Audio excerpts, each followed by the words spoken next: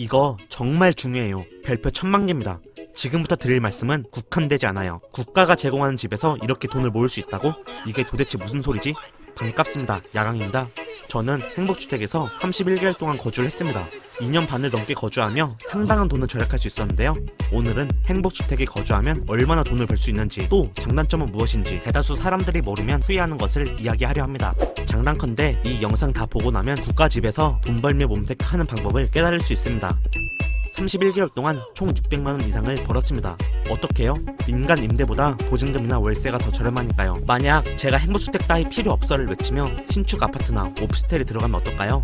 그 당시 알아봤던 구축 아파트의 전세가를 대출금리 3%로 환산하면 한 달에 20만원 정도 더 비쌉니다. 구축이 이 정도인데 신축으로 비교하면 주거비가 더 생기는 거죠. 즉 행복주택에 거주하며 한 달에 20만원을 더 돈을 모을 수 있었어요. 물론 이 예시는 저의 경우에 해당되고 지역별로 입지에 따라 상이할 수는 있습니다. 게다가 경기도 행복주택의 경우 보증금의 일부를 이자 지원해줍니다. 이자의 약 90% 정도, 이자가 10만원이었으면 약 9만원을 지원해주죠. 그니까 모든 종잣돈을 보증금에 쏟아 부을 필요가 없다는 뜻입니다. 잘 기억하세요. 종잣돈을 보증금에 다 때려 넣을 필요가 없다. 투자자 입장에서 엄청난 혜택입니다. 자세한 건 뒤에서 이야기할 테니 아직 영상 끄지 마시고요. 제가 31개월을 살아보니 장단점을 확실히 알겠더라고요. 먼저 장점으로 첫째, 돈 모으기 최적입니다. 종잣돈 좀 모아야겠다라고 생각한다면 행복주택이 최고입니다. 앞에서 말했듯이 보증금과 임대료가 저렴해요. 그리고 행복주택의 대다수가 평수가 귀엽게 나오거든요. 그럼 물건을 적재할 공간이 부족하니 자연스레 미니멀리스트가 됩니다. 환경도 살리고 돈도 모으고 꼭 먹고 알 먹고 도랑치고 가재 잡을 수 있죠. 그럼 나머지 쇼킹한 장점을 이야기하자면 둘째, 욜로처럼 살 수 있어요. 야광과 욜로를 이야기한다? 돈 안 들여 욜로처럼 살 수 있으면 살아야죠. 행복주택은 청년들을 타겟으로 시행한 주택사업으로 그들의 니즈를 최대한 충족시키고자 합니다. 따라서 역세권인 경우가 많아요. 집 앞에 지하철역이 있는 경우가 즐비합니다. 제가 살았던 곳도 도보 2-3분 거리에 지하철역이 있었거든요. 역세권 뿐이겠어요? 행복주택 사업은 시행된 지 몇 년 되지 않은 신축입니다. 저도 완전 새 집에서 한 번도 임차인이 들어오지 않은 새 집에서 살 수 있었습니다. 세 번째로는 항상 새 차를 탈 수 있었어요. 이것 역시 우리 짠돌이들, 돈을 모으고 싶은 사람들을 위한 장점이죠. 위 굴리 행복하라고 쉐어링 카존이 있습니다. 구색만 갖추어 놓으려고 한두 대만 있는 게 아니에요. 모닝, 레이, 코나, K3 등 경차 및 소형차를 빌릴 수 있습니다. 대여 비용도 민간에 비해 10에서 20% 정도 저렴하고 아파트 지하 주차장에 딱 존재감을 뽐내고 있으니 주요 교통수단인 신발인 저에게 사막의 오아시스 같은 존재였습니다. 개인 소유 자가용보다 훨씬 관리가 잘 되고 솔직히 자동차 공화국이니 이용하는 사람들이 많지 않아요. 그니까 쾌적한 새 차를 저렴하게 이용할 수 있던 거죠. 잠시 주목, 메가톤급 핵 장점 나갑니다. 내돈내날을 당당히 할 수 있습니다. 저한테는 이 점이 가장 좋았어요. 청약에 당첨되거나 구축을 매수하고 잔금을 치를 때 자금 융통이 항상 고민이 되죠. 왜냐? 자신이 살고 있는 집에 종잣돈이 보증금으로 묶여있으니까요. 내가 12월 25일에 입주를 하는데 다음 세입자가 구해지지 않으면 돈을 돌려받기 힘듭니다. 상식적으로 집주인이 어떻게든 줘야 되지만 현실적으로 그런 집주인은 없거든요. 그런데 행복주택은 LH에 당당히 요구하면 됩니다. 저도 직접 해보니까 퇴거 2주 정도 전에 신청서 한 장만 작성하면 끝이더라고요. 그러면 아무런 페널티 없이 퇴거할 수 있습니다. 보증금도 원상복구 보증금 100만원 빼고 퇴거일 당일 오전 10시에 통장에 딱 찍힙니다. 이토록 행복한 장점이 즐비한 행복주택, 단점은 없을까요? 왜 없겠습니까? 첫째, 옆집과 친해집니다. 얼굴은 모르는데 동질감이 막 느껴지고 사생활 공유가 돼요.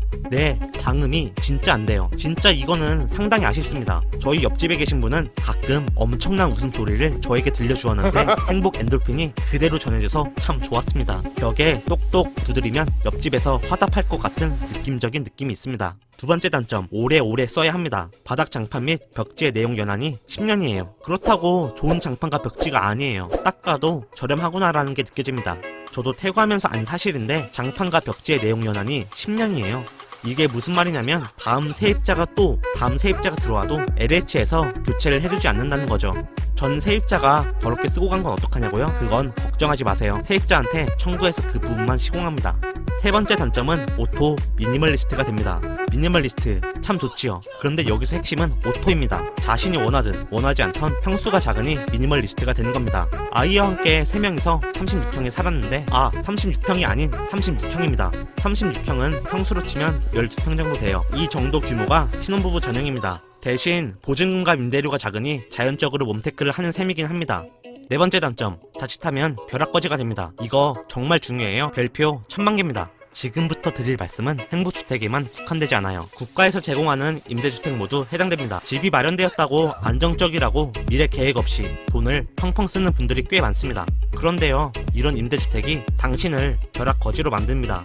임대주택은 양날의 검이에요. 잘 활용하면 인큐베이션이 되는 것이고 잘못 활용하면 벼락거지가 되며 부자들을 증오하며 자신을 비하하게 되는 겁니다. 명심하세요. 임대주택에 거주한다고 삶의 안정이 보장되는 게 아닙니다. 10년, 20년 뒤에는 어떡할까요? 그때 보증금은 돌려받고 주택을 매수할 수 있을까요? 이미 집값은 엄청나게 올라가 있을 텐데요. 그리고 특히 예비 신혼부부분들, 제발 남들 눈치를 보지 마세요. 지인들이 행복주택 사는 거 무시하고 없어 보인다고 생각해도 신경 끄시고요. 행복주택 거주 가능하다면 들어와서 몸테크하는 게 좋습니다. 제가 예전부터 누누이 강조하는데 행복주택에 들어와 몸테크를 하며 다음 스텝을 준비하는 사람과 신혼집에 대한 로망이 있어 주인집인데 인테리어 싹 다 바르고 하이포크인지 비스포크가 전시되어 있는 사람의 5년 뒤, 아니 3년 뒤에는 격차가 벌어져 있을 겁니다. 저는 행복주택 입주 전부터 계획이 있었어요. 거주하며 청약을 받아 내 돈 내놔를 외치며 당당히 나가겠더라고요. 그리고 실제로 그렇게 실행했고 지금은 롯데 월드타워가 보이는 30평대 아파트에서 쾌적하게 살고 있습니다. 저에게 행복주택이 뭐냐고 묻는다면 전 한 단어로 정의할 겁니다.